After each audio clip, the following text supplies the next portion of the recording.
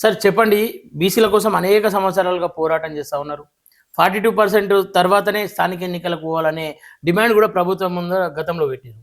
ఎట్టకేలకు 42% తోనే స్థానిక ఎన్నికలకు పోబోతా ఉంది. ఎట్లా వస్తారు సార్ ఈ ఎన్నికల్లో ఏదైనా బీసీలకు మంచి జరగబోతా ఉంది అనుకోవచ్చా?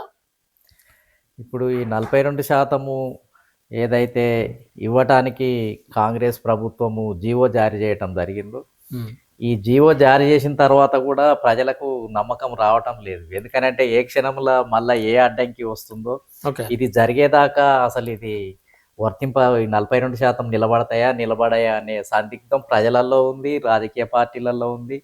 మాకు కూడా కొంత ఏందనంటే ఇప్పుడు ఆల్రెడీ కొంతమంది హైకోర్టుకు వెళ్ళి రిట్ పిటిషన్లు కూడా వేయడం జరిగింది. ఈ నెల 8వ తేదీ వరకు హియరింగ్ ఉంది. కాబట్టి మేము అనుకునేది ఏంటంటే స్థానిక ఎన్నికలలో ఇది చాలా కాలంగా చర్చ జరుగుతూ వస్తుంది.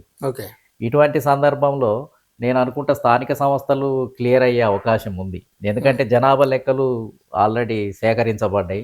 46% బీసీలదే ఉంది, ముస్లిం సమాజంతో కలిస్తే 56% అని తేలింది.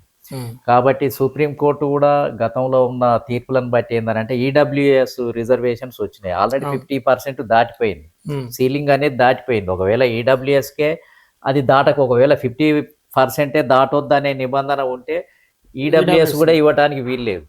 మరి దాన్ని విషయంలో కోర్టు అనుమతి ఇచ్చింది. కాబట్టి ఇప్పుడు ఈ స్థానిక ఎన్నికలలో కూడా బీసీలకు అంత రిజిడ్గా ఇటువరకు ఉన్నంత రిజిడ్గా ఉండకపోవచ్చు, కొద్దిగా చూసుడనట్టుగా ఫ్లెక్సిబుల్గా కూడా ఉండే అవకాశం ఉంది. ఎందుకంటే రాష్ట్ర ప్రభుత్వం కూడా ఈ జనాభా లెక్కలు సేకరించింది కాబట్టి ఆ రిపోర్ట్ కూడా సబ్మిట్ చేసే అవకాశం ఉంది. ఇప్పుడు ఏదైతే హైకోర్టులో ఒక కేసు వేయడం జరిగింది, స్థానిక ఎన్నికలు రాజ్యాంగానికి వ్యతిరేకంగా నడుస్తా ఉన్నాయని చెప్పేసి, వాళ్ళు గెలిచే అవకాశం ఏమైనా ఉందా సార్? ఇక్కడ కోర్టుల నిర్ణయం ఎట్లుంటుంది అని అంటే రాజ్యాంగంలో ప్రత్యేకంగా ఆర్టికల్స్ ఉన్నప్పటికీ కూడా 243D 243T అని రాజీవ్ గాంధీ ప్రైమ్ మినిస్టర్గా ఉన్నప్పుడే, కాంగ్రెస్ ప్రభుత్వం ఉన్నప్పుడే స్థానిక రాష్ట్ర ప్రభుత్వాలు అవసరం అనుకున్నప్పుడు ఫుల్ ఫ్లెడ్జ్డ్గా వాళ్ళు ఎంతైనా పెంచుకోవచ్చు అని రాజ్యాంగ సవరణ 73, 74 అమెండ్మెంట్ ప్రకారం వచ్చింది. అసలు సుప్రీంకోర్టు దీంట్లో ప్రమేయం ఉండకూడదు. లెక్క ప్రకారం రాజ్యాంగంలో ఉన్న అధికారాన్ని బట్టి సుప్రీంకోర్టుల జోక్యమే లేదు. ఇది ప్రత్యేకంగా రాష్ట్రాలకు ప్రత్యేకంగా రాజ్యాంగంలో ఉంది. ఇంకా దీనికి 50% కూడా వర్తించదు.